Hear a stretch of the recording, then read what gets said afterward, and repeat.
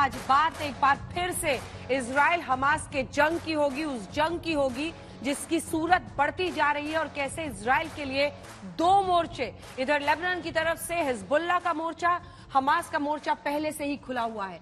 एक तरफ लगातार गाजा पट्टी में लोगों की मौत हो रही है, 1 महीना बीत चुका है, 10,000 के पार मरने वालों का आंकड़ा पहुंच चुका है, लेकिन दूसरी तरफ हिजबुल्लाह की एंट्री और हिजबुल्लाह का इस तरह से पूरे युद्ध के मोर्चे को 2 जगहों पर पहुंचा देना, यह सीधा साबित करता है कि यह जंग इतनी आसानी से खत्म होती हुई नहीं दिखाई दे रही है 1 महीने बाद भी। आइए आपको अपनी ये रिपोर्ट दिखाते हैं, 1 महीने बाद क्या है जंग के हालात।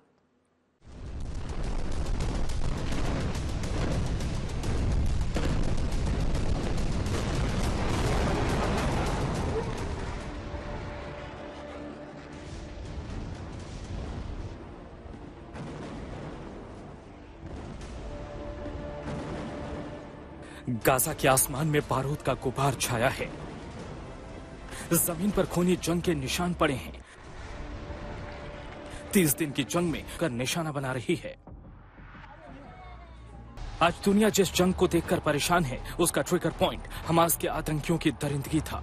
अगर 7 अक्टूबर को हमास के आतंकियों ने इजराइल में घुसा, 7 अक्टूबर को किबुत्ज में लोग जश्न मना रहे थे, तभी गाजा से इजराइल में जमीन और हवा से उतरकर कोहराम मचा दिया।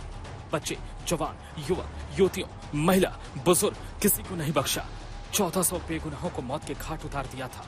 साथ ही 240 से अधिक नागरिकों को बंधक बना लिया। इजराइल के प्रधानमंत्री बेंजामिन नेतन्याहू ने साफ किया कि वो सीज फायर करने वाले नहीं जब तक हमास का खात्मा नहीं हो जाता। गाजा पर इजराइल के हमले के बाद दुनिया में कई फ्रंट खुल गए। लेबनान से इजराइल पर हमले किए हूती आतंकियों ने भी इजराइल पर मिसाइल दागे, लेकिन इजराइल ने सबको नाकाम कर दिया। एक अकेला इजराइल अब भी सब पर भारी है। इसके बावजूद हमास पीछे हटने को तैयार नहीं। अरब देश लगातार मांग कर रहे हैं कि युद्ध रोका जाए, गाजा को मदद पहुंचाई जाए।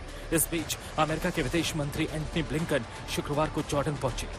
उन्होंने जॉर्डन के राजा किंग अब्दुल्ला द्वितीय से मुलाकात की। जॉर्डन और इजिप्ट ने अमेरिकी विदेश मंत्री के सामने युद्ध रोकने की मांग रखी, तो ब्लिंकन ने भी कह दिया कि हमास को मौका देना सही नहीं। की ओर चले गए हैं और अभी भी करीब 4 लाख लोग वहां मौजूद हैं। अब ऐसे में कई सवाल दुनिया के सामने उठ रहे हैं। हमास इजराइल के बीच युद्ध कब खत्म होगा? हमास के गिरफ्त से बंधक कब रिहा होंगे? गाजा में रहने वाले लोगों की जिंदगी कब पटरी पर लौटेगी? इन सवालों के जवाब फिलहाल किसी के पास नहीं, और यही चुनौती दुनिया के सामने सबसे बड़ी है। तेल अवीव से राजेश पवार के साथ आज तक ब्यूरो।